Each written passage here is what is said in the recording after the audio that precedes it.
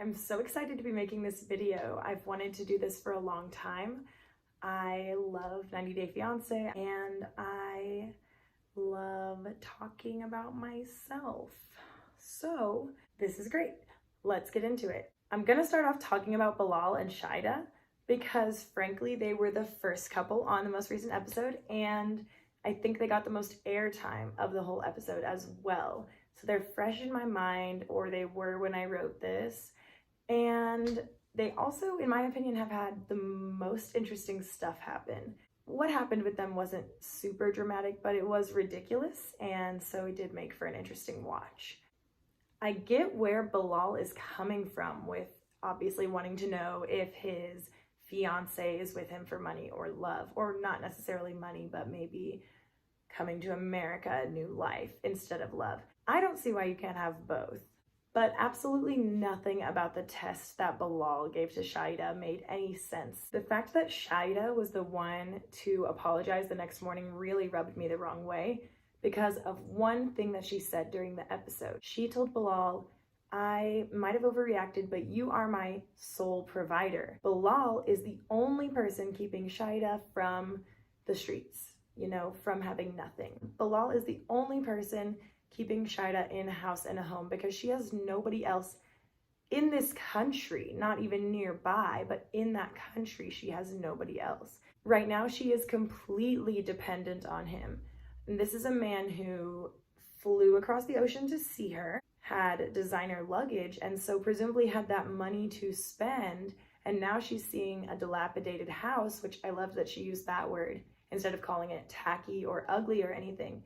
She referred to the house as dilapidated. She was worried about the state of it. This was a man who had spent probably hundreds on the luggage, thousands on the flights, or maybe the other way around. I don't know a lot about designer luggage. But why would somebody living in that house be spending that kind of money? To me, that would say financial irresponsibility. I'm in my mid-20s. People my age are looking for somebody to start fresh with and build a life with. But if I was in Shaida's situation and I was dating a 42-year-old man, I would be very concerned if they said, "Yes, I want us together to build from the ground up." I would be thinking, why at 42 are we at the ground right now?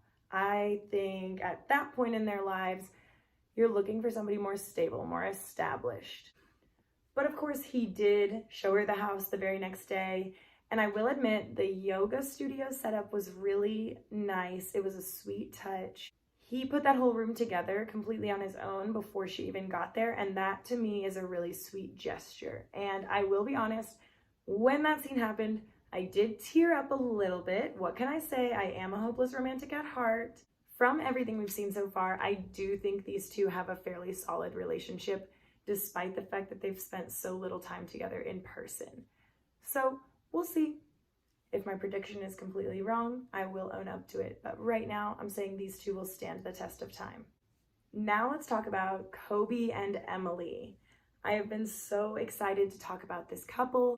Everyone that knows me knows that I lived in China for about a year, in part because I am one of those obnoxious people who never shuts up about the place that they live that was outside of the country they were born in. I cannot get enough of hearing about their time there. I hope that they expand on it a little bit more over the course of this season.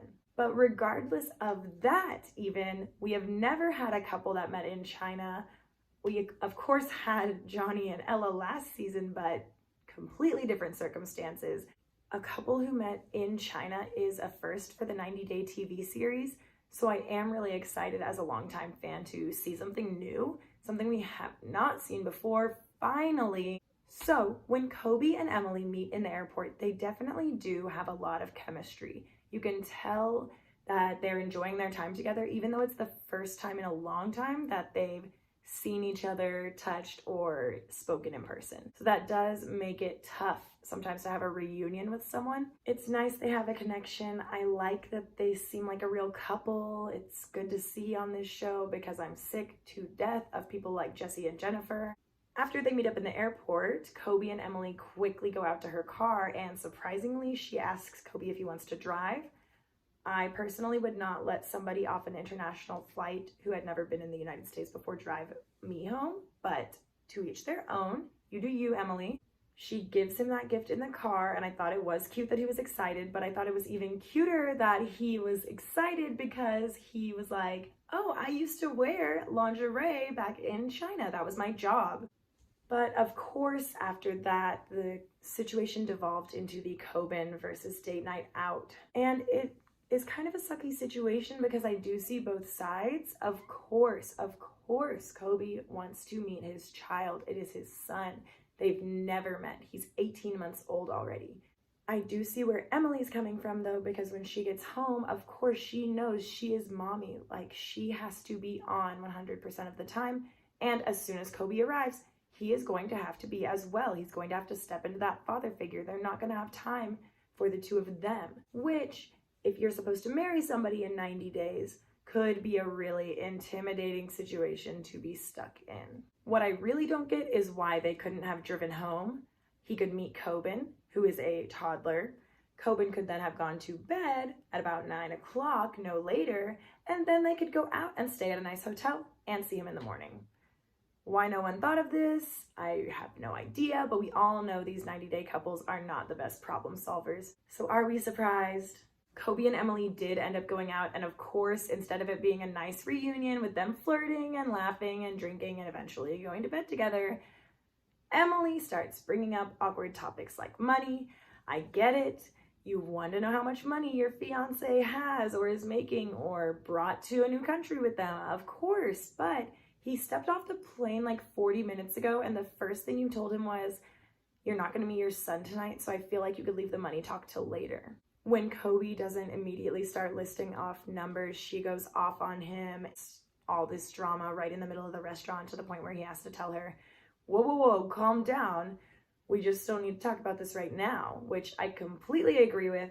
She was losing her mind. I don't know if it was the stress of him arriving or the stress of the baby or both, but not a good move, Emily. It's foolish. It's not the time for it.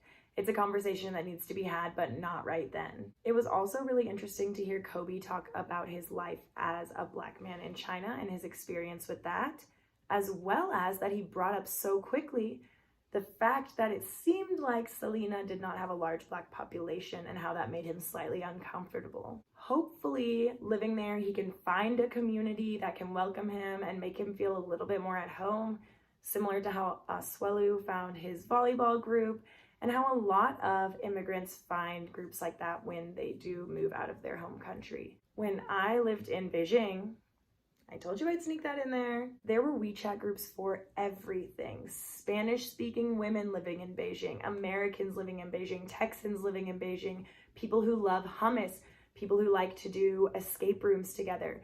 Any group from any place, any cohort of people, there is a WeChat group for you. Finding a community was incredibly easy. And I'm sure that was similar for Kobe. I'm sure he did have access to those groups.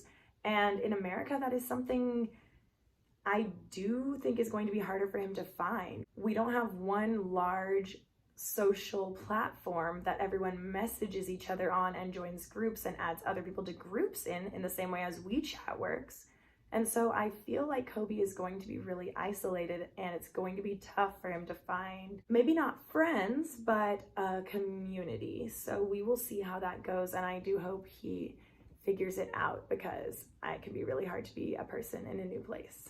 At the very least, hopefully Emily's family can be welcoming for him to come home to, but we have not seen them meet yet, so we all have something to look forward to in the future.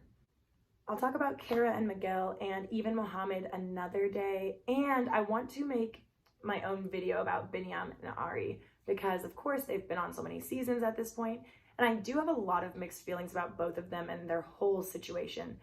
I don't want to go into it here.